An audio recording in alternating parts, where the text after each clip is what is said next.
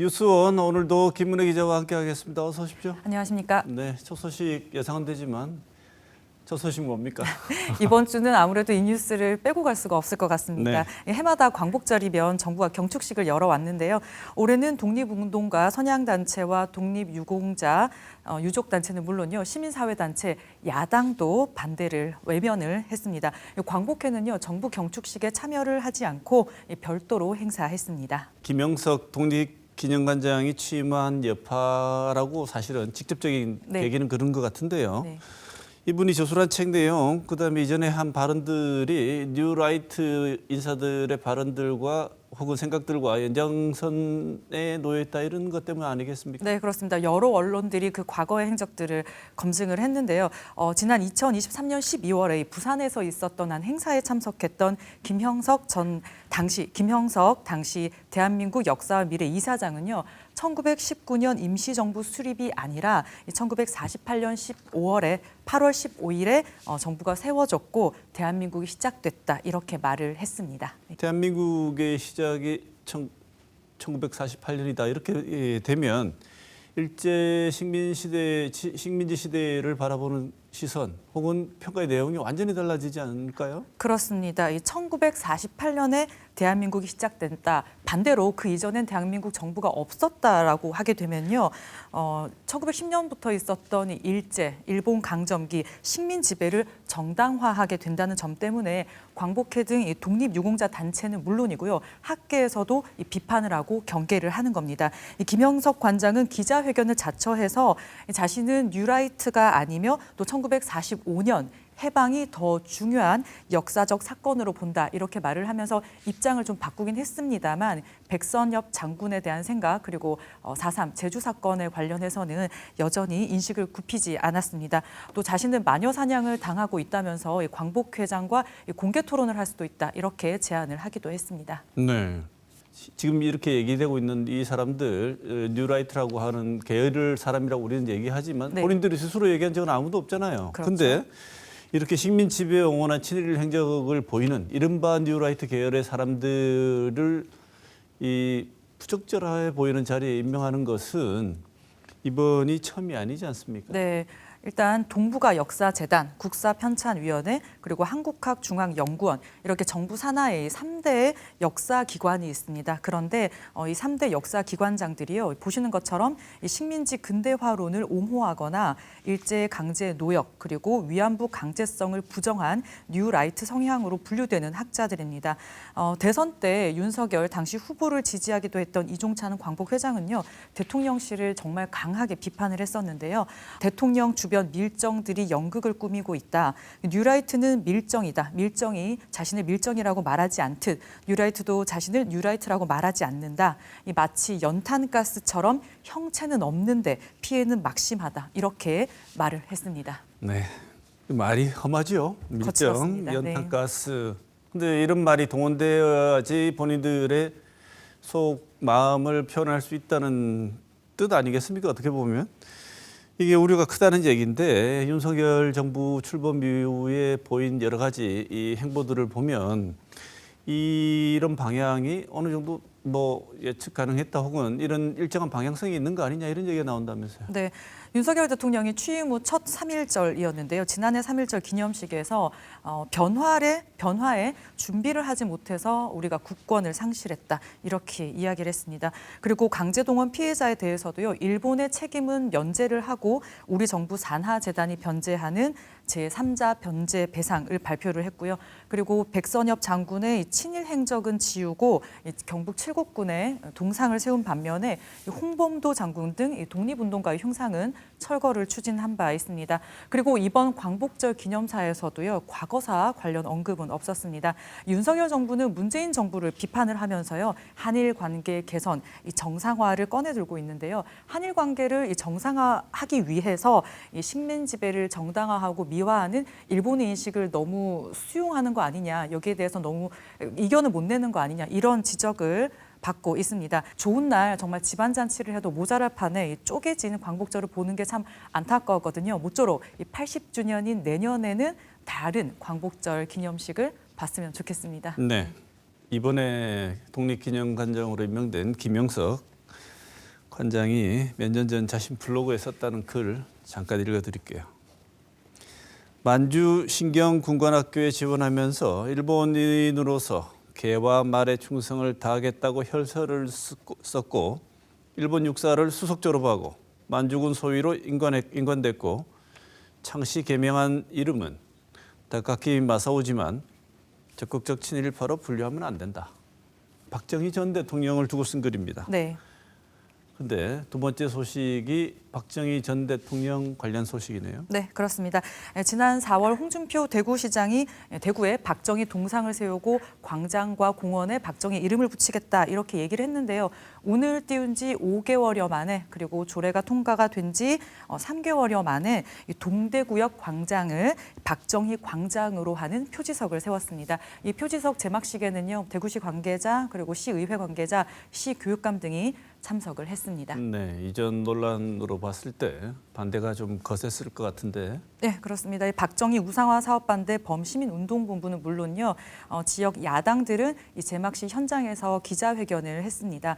광복절 전날 그리고 이 위안부 기림일이었거든요. 그날에 박정희 광장 이름을 세우는 표지석을 하는 그런 행사를 하는 건 만행이다 이렇게 얘기를 했습니다. 그리고 이 동대구역 광장은요, 곧 국가에 귀속될 곳이고 대구시는 유지 관리만 맡고 있는 곳이다. 그렇기 때문에 명칭을 변경을 하려면 철도공단과 협의를 해야 된다라는 것, 그리고 그렇게 협의 없이 세워진 시설물은 불법이다 이런 지적이 국회에서 나왔거든요.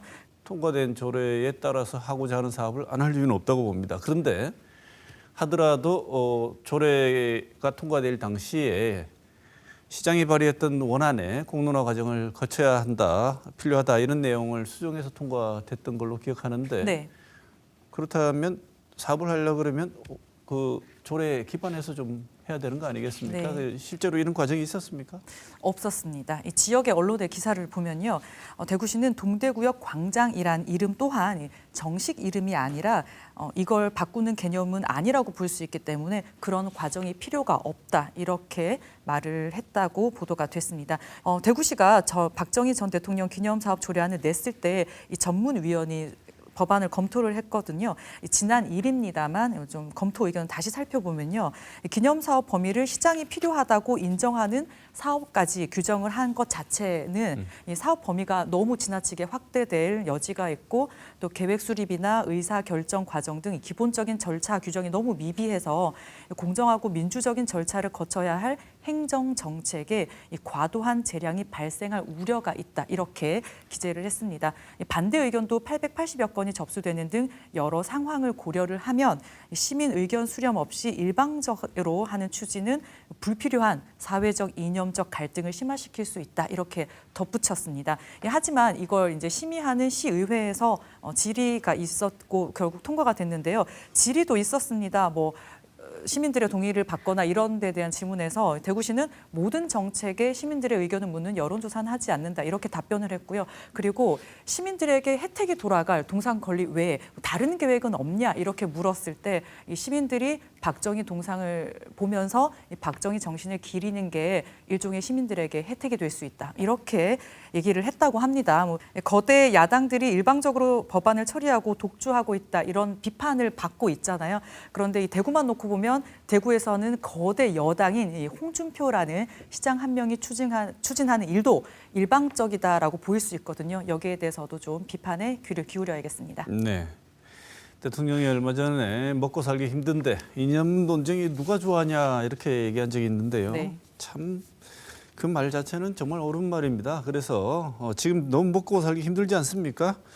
대구에서도 이념 논쟁처럼 보이는 이런 일들 불붙이기 전에 시민들 정말 살기 힘들다고 막 여기저기서 얘기가 나오는데 실생활을 좀 잘 챙겼으면 어떨까? 좀 더 많은 관심을 보여주면 어떨까 이런 생각이 듭니다. 자, 그런 의미에서 시민들의 실생활과 관련된 밀접한 관련된 소식 세 번째 코로나 얘기네요. 요즘에 가뜩이나 더운데 다들 건강 괜찮으신지 모르겠습니다. 온열 질환도 주의를 해야겠습니다만 코로나19 유행이 예사롭지 않다고 합니다. 예전에는 코로나19 확진 환자 수가 매일 집계가 됐지만요. 이 감염병 등급 하향 조정으로 중단이 됐고요. 이번 환자 추세는 볼 수 있는데요. 질병관리청에 따르면 8월 첫째 주 코로나19 입원 환자는 861명으로 지난 2월 이후에 가장 많았습니다. 7월 첫째 주에 91명이었는데요. 한 달 만에 9배 넘게 늘었습니다. 코로나19는 감염병 등급 4등급으로 낮아졌고요. 위기 단계도 가장 낮은 관심으로 낮아져서 격리 의무가 없습니다. 다만 기침, 발열, 두통 등 주요 증상이 호전된 후 24시간이 지날 때까지 격리하도록 권고를 하고 있는데요. 제유행에 아픈데 회사는 가야 되나요? 휴가를 써서 저는 집에 있어야 될 것 같습니다. 이 회사마다 대응이 달라서 혼란이라는 기사들이 잇따랐고요. 또 환자들이 늘면서 코로나19 이 자가 진단 키트가 품귀 현상을 보이고 있고 의료기관들이 요청하는 이 전문 치료제가 요청하는 거에 비해서 20% 아래로 수급이 적게 되고 있다. 이런 보도들이 나왔습니다. 네. 근데 더 중요한 거는 이렇게 많이 급증하고 늘어났는데 그래도 지금이 유행의 정점이 아니라면서요. 네, 질병청은 코로나19가 최근 2년간 여름철인 7, 8월에도 유행한 추세를 보면 이달 말까지는 코로나19 환자가 더 증가할 것으로 예상을 했습니다. 또 개학 시기와 맞물리기 때문에요. 학교와 교육기관들은 좀 신경이 쓰일 수밖에 없을 것 같습니다. 지금 유행하고 있는 바이러스 유형은요. 오미크론 하위 변종인 KP3 가 우세종이라고 하는데요. 미국 질병통제예방센터에 따르면 이 KP3의 증상은 다른 코로나19와 다르지 않고요. 또 중증도와 치명률도 그렇게 높지 않다고 본다고 합니다. 다만 신체 면역력 회피 능력이 좀 있다. 차이를 보인다고 하는데요. 이게 뭔 말이냐면 코로나19에 감염됐거나 백신을 맞아서 항체가 있더라도 이 KP3 바이러스가 침투를 하면 코로나19에 걸릴 수 있다는 거고요. 그래서 전파력도 강하다 이렇게 보고 있습니다. 네, 그래서 요즘 더 많이 늘어나는군요. 네, 날씨가 너무 더워서 몸이 지쳐 있지 않습니까? 그래서 컨디션이 떨어져서 그런 탓도 있는 것 같은데 에어컨 계속 켜놓으면 나타나는 증세도 있습니다. 그래서 흔히 냉방병, 코로나 구분이 초기에는 잘 안 되는 것 같아요. 네. 어떻게 구분하죠? 코로나19 증상은 기침, 콧물 같은 호흡기 증상에 인후통, 근육통, 열 나는 것 이런 증상을 보이는데요. 냉방병도 증상은 비슷합니다. 이 전문가들은요 초기 증상은 비슷하지만 이런 증상이 오래가고 또 특히 고열이 지속되거나 다른 증상이 호전되지 않고 또 후각, 미각이 상실되는 이런 증상을 보이면 코로나19를 의심을 하고 검사를 해봐야 한다 이렇게 조언을 하고 있습니다. 이 방역 당국은 코로나19의 이 치명률이 계절 독감보다 더하다 이렇게 보고 있지 않기 때문에 대응은 지금처럼 할 거고 방역 조치도 달라지진 않을 겁니다. 가족이나 가까이에 고위험군이 있으면 개인 위생 수칙은 잘 지켜야겠습니다. 또 이 의대 정원 증원 문제로요 전공의 사직이 잇따랐던 대형 병원에서는 이 중증 환자 대응에 좀 어려움을 겪을 수 있다라는 게 지금 예견이 되고 있기 때문에 특히나 더 고위험군을 중심으로 한 중증 환자 발생에는 대비를 정부가 좀 해야 될 것 같습니다. 네, 김은혜 기자 이번 주도 준비한다고 수고 많았습니다. 고맙습니다.